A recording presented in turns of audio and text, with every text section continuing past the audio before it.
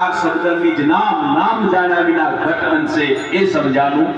કામ તો એ નામ એવું છે અને એને ગુરુ મહારાજ અડધો શબ્દ કીધું આધા શબ્દ ગુરુદેવ કા તાકા અનંત વિચાર થગઈ મુનિજન પંડિતા વાકા વેદ ના પાવ એટલે એ અડધો શબ્દ તમારે લેવો હોય ને અને એ અડધા શબ્દનો આખા સૃષ્ટિના અંદર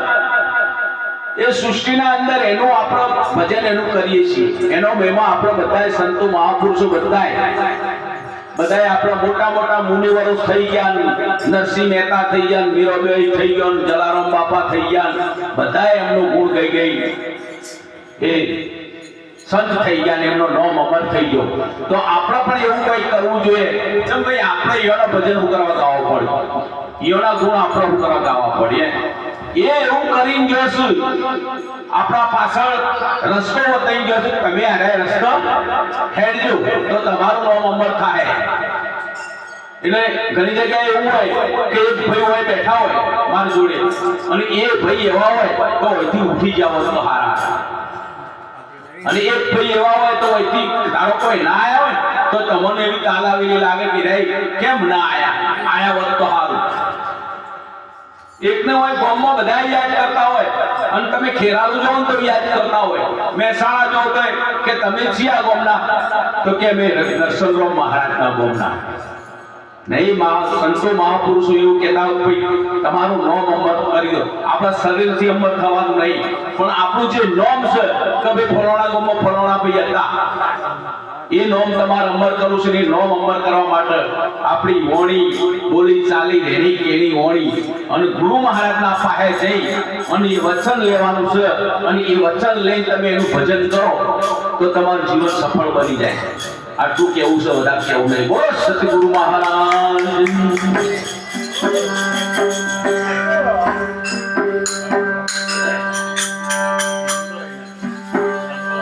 હરે સંતો ભાઈ રે સમજા દે આ તો